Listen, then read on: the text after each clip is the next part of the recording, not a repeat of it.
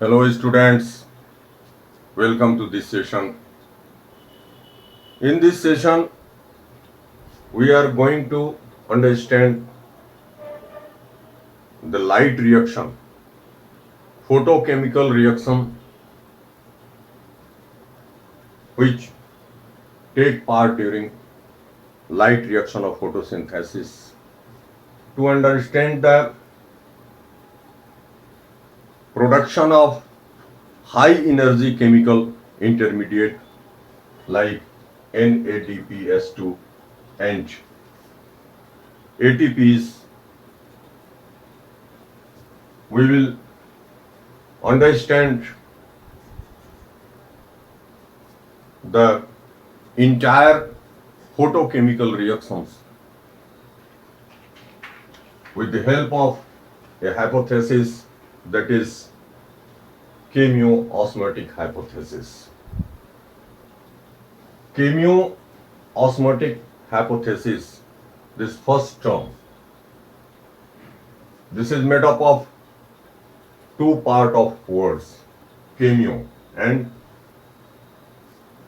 osmotic. The process of diffusion or osmosis of proton takes place at the end of light reaction for the production of high energy packed ATPs by breaking the proton gradient. As in this case, the process of osmosis takes place with the help of certain enzyme, certain chemical substance. So this process of osmosis or diffusion is called as chemiosmotic process.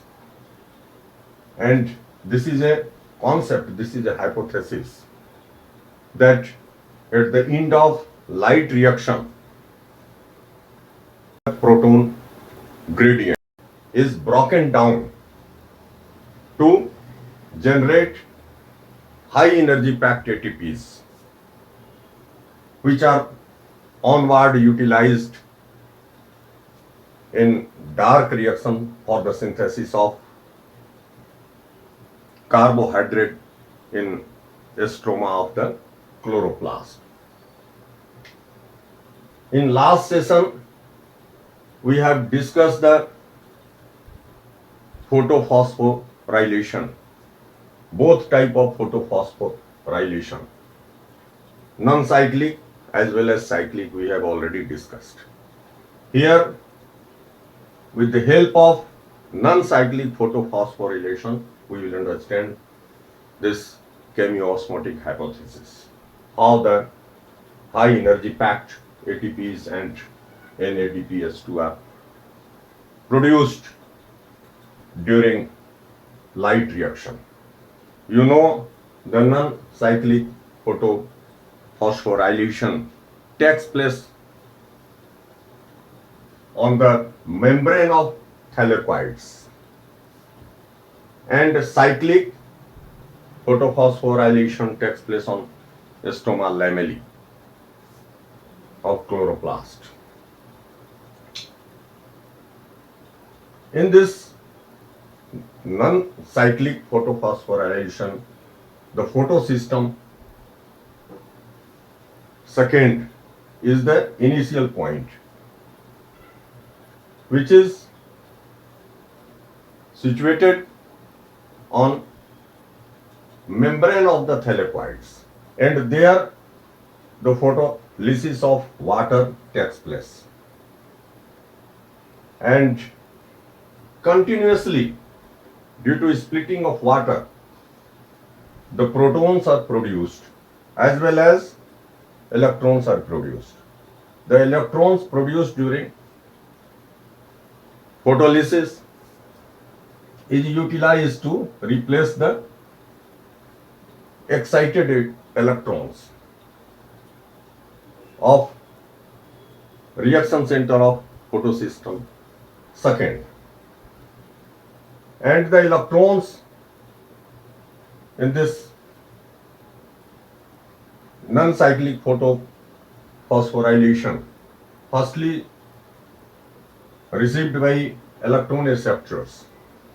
Electron acceptors. As this electron acceptor is situated outside the membrane of the thylakoids, that means in stroma. So from the electron acceptors, the electrons has to pass to the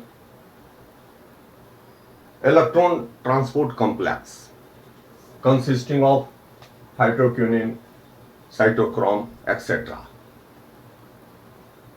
So in a stroma of the chloroplast, the electrons is received by hydrogen acceptors, not by any other acceptors. Hydrogen acceptor receive the electrons from the electron acceptors. Just here you see in the diagram, and here you compare, and then the electrons is passed to the electron transport system consisting of cytochromes, BF, or phytochromes or phytoquinones here, and which are situated on the membrane of thylakoids. And during the transportation of electrons to the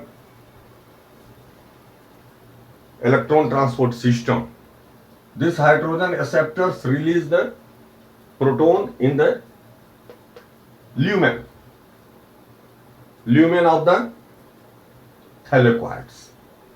By this way, the proton is transferred from stroma to the lumen of the thylakoids. At this stage, by this process, the number of proton in stroma is decreasing, and on the other hand, in lumen, protons are increasing in lumen. Thereafter, from this stage, this is the electron transport system consisting of cytochromes. The electrons is transferred to the photosystem first, P700. From there, electron move uphill and received by here electron acceptors, which is also situated outside the membrane, that means in a stroma. Again the same process, same procedures, that means the electrons is firstly received by the hydrogen acceptors, and then it is transferred to here the NADP reductase enzyme. Again here the proton is released in the lumen by this hydrogen acceptor at this stage. And simultaneously the NADPS reductase enzyme, by utilizing the electrons and by using the proton, after combining with the hydrogen atom, get reduced. During reduction of NADP, the protons are consumed. So by this way, here also the concentration of proton in stroma is decreasing gradually. By these all processes, here, here, and here. In a stroma, the number of protons are gradually reducing, decreasing. Concentration of protons in a stroma is reducing. On the other hand, as here, continuously the protons are released by the hydrogen acceptors in the lumen of the thylakoids. So concentration of protons is increasing in lumen of thylakoids. In a stroma, the protons, number of protons is decreasing, and on the other hand, in lumen, the number of protons are gradually increasing.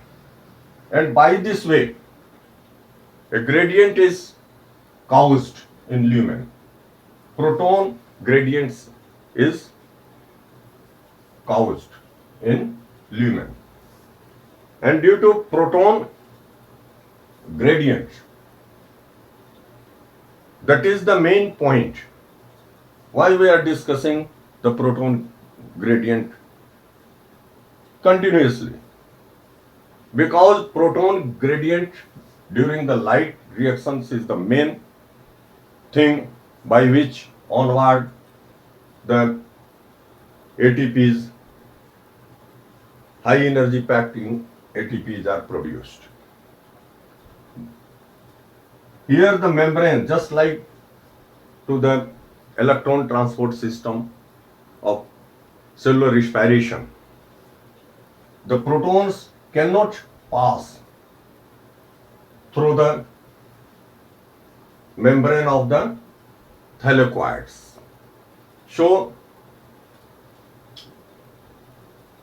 for the passage, there is an enzyme. That enzyme is called as ATP synthase. ATP synthase consists of two parts, FO and F1. FO part is embedded in the membrane of the thylakoids, and F1 part is outside the membrane, and it is situated in the stroma of the chloroplast. And this ATP synthetase enzymes serves a vital role for diffusion of protons from lumen to the stroma, particularly to the F1 part of ATP synthase enzyme. As here, this enzyme ATP synthase is taking part, and enzymes, are the chemical substance. So here the diffusion or osmosis is called as chemiosmosis.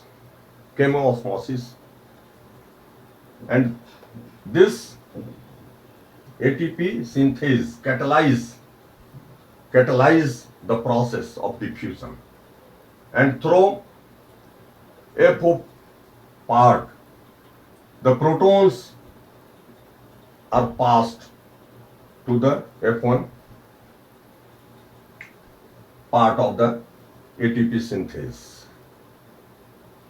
And due to this all rotational change in F1 part of the ATP synthase,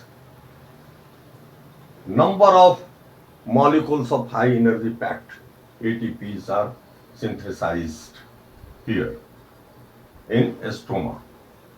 Firstly in ATP synthesis F1 part, and thereafter those ATPs are sent in stroma. Here this high energy intermediate are also continuously produced